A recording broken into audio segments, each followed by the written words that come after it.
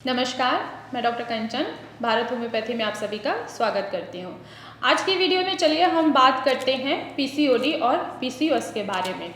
काफ़ी लोग कंफ्यूज होते हैं कि पीसीओडी अलग है और पीसीओएस अलग है। पीसीओडी और पीसीओएस दोनों सेम है, एक ही डिसऑर्डर का नाम है। पीसीओडी यानी कि पॉलीसिस्टिक ओवेरियन डिजीज़ और पीसीओएस यानी कि पॉलीसिस्टिक ओवेरियन सिंड्रोम। ये कई जगहों पे कई लोग इसको पीसीओडी भी बोलते हैं और कई लोग इसको पीसीओएस भी बोलते हैं।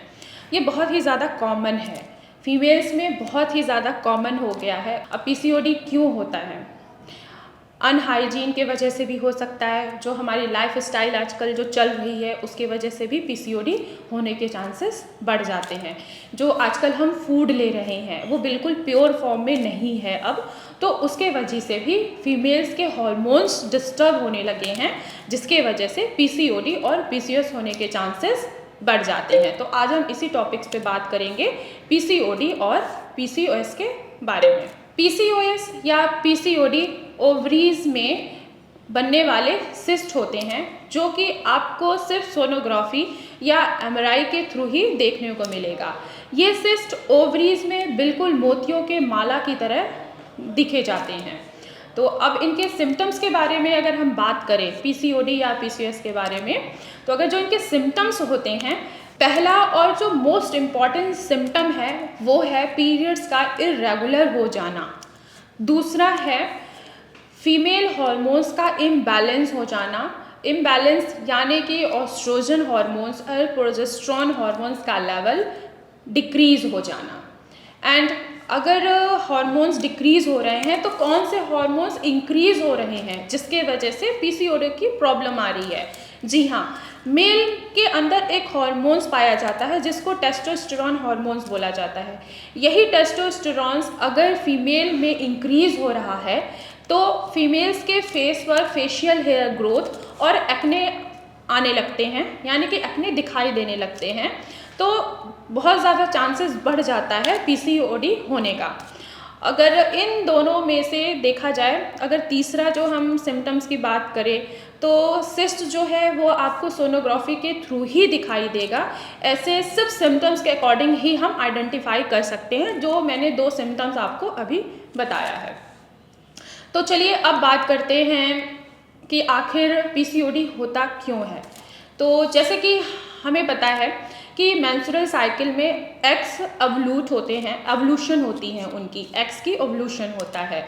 तो वही जो एग्स ओव्यूलेशन होती है वो ब्रेक होते हैं, ब्रेक होने के बाद ये रिलीज होते हैं। तो इसमें सबसे ज़्यादा मोस्ट इम्पॉर्टेंट अगर रोल देखा जाए तो वो उनका हार्मोन्स का रोल जो है वो बहुत ज़्यादा इम्पॉर्टेंट रखता है।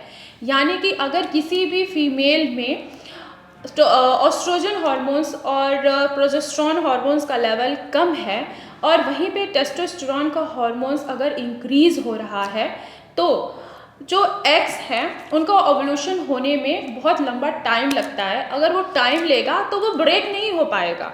जब वो ब्रेक ही नहीं होगा तो वो पीरियड्स के रूप में वो बाहर नहीं आएगा। तो इसके वजह से पीसीओडी होने के चांसेस बढ़ जाते हैं। सबसे मोस्ट इम्पॉर्टेंट रोल प्ले करता है हमारे हार्मोन्स, यानी कि oestrogen hormones and progesterone hormones. इनको बैलेंस करना बहुत ज़रूरी होता है। तो चलिए बात करते हैं कि किन पेशेंट्स में या किन लोगों में पीसीओडी होने के चांसेस ज़्यादा बढ़ जाते हैं।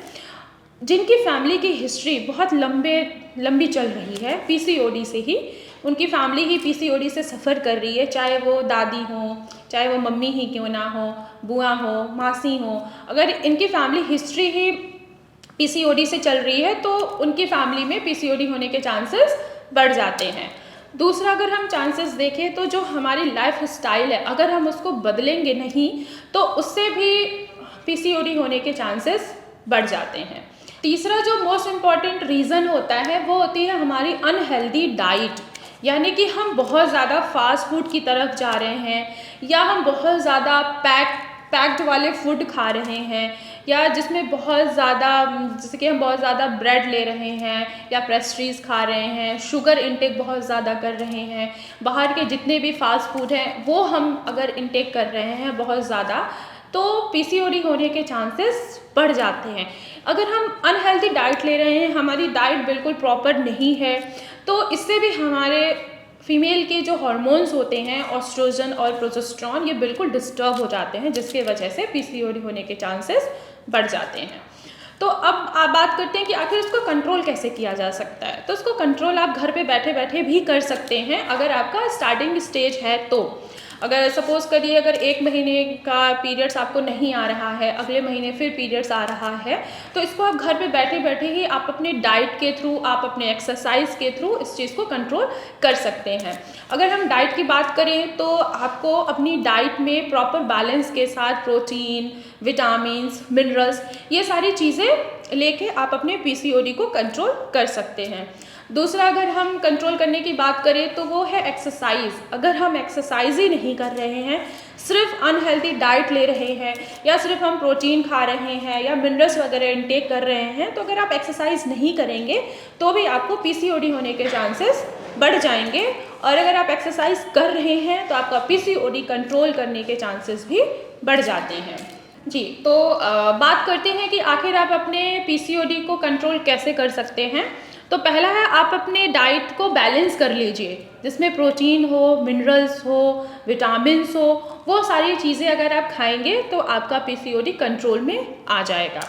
अगर आप जंक फूड खा रहे हैं तो आपका पीसीओडी कभी भी कंट्रोल में नहीं आएगा ड्यूरिंग मेडिकेशन भी। तो मैं आपको यही कहूँगी कि अगर आपको अपना पीसीओडी बैलेंस में लाना है, उसको कंट्रोल करना है, सिस्ट को कंट्रोल करना है, तो जितनी अपने बैलेंस डाइट को जितना भी आप मेंटेन कर सकते हैं वो करिए। अगर दूसरी बात करें कैसे आप इसको कंट्रोल कर सकते हैं, तो आप अपने वेट को भी मेंटेन करके पीसीओडी को कंट्रोल कर सकते हैं। इसके लिए आप रेगुलर बेसिस पे एक्सरसाइज करिए, रेगुलर बेसिस पे योगा करिए, जंपिंग करिए, रनिंग करिए। इससे भी आपका वेट कंट्रोल में होगा और आपका पीसीओडी भी साथ साथ में कंट्रोल में होता जाएगा। फैट और कार्बोहाइड्रेट्स वाली फूड से बिल्कुल दूर हो जाइए। अगर आप फैट और कार्बोहाइड्रेट ज़्यादा इंटेक कर रहे हैं तो उससे भी आपका पीसीओडी जो होगा वो कंट्रोल में नहीं आएगा। तो फैट वाली चीज़ें और कार्बोहाइड्रेट वाली चीज़ें अपने डाइट में कम कर दीजिए। एक आखिरी बात आपसे मैं ये ज़रूर कहूँगी कि जिनको भी पीसीओडी है या पीसीओएस है, उनको उनमें इनफर्टिलिटी के चांसेस बढ़ जाते हैं, यानी कि उनको कंसीव करने में प्रॉब्लम आती है। पर हर प्रॉब्लम का एक सॉल्यूशन होता ही होता है। तो जैसे मैंने आपको बताया है कि आपको डाइट क्या लेनी है, आपको एक्सरसाइज करनी है और अपने आप को बिल्कुल स्ट्रेस फ्री रखना है, तो आपका पीसीओडी जो है वो कंट्रोल में होता रहेगा। साथ साथ आपको मेडिकेशन भी लेनी चाहिए। अगर जिन भी पेशेंट को पीसीओडी की प्रॉब्लम है, वो होम्योपैथी मेडिसिन से पीसीओडी बिल्कुल टोटली कवर हो जाता है, बिल्कुल ख़त्म हो जाता है। जो भी पेशेंट पीसीओडी से सफ़र कर रहे हैं, तो मैं उनको यही कहना चाहूँगी कि भारत होम्योपैथी में इसका बहुत ही अच्छा इलाज है। हमारी मेडिकल टीम है, आप उनसे ऑनलाइन कांटेक्ट करके ऑनलाइन मेडिसिन भी अपने पास प्रोवाइड करा सकते हैं। अगर कोई भी पेशेंट डायरेक्ट मुझसे ओपीडी में मिलना चाहता है तो वो पहले अपना अपॉइंटमेंट फिक्स करा के डायरेक्ट मुझसे ओपीडी में मिल भी सकता है। तो अगली बार मैं आपको नेक्स्ट वीडियो में मिलूँगी।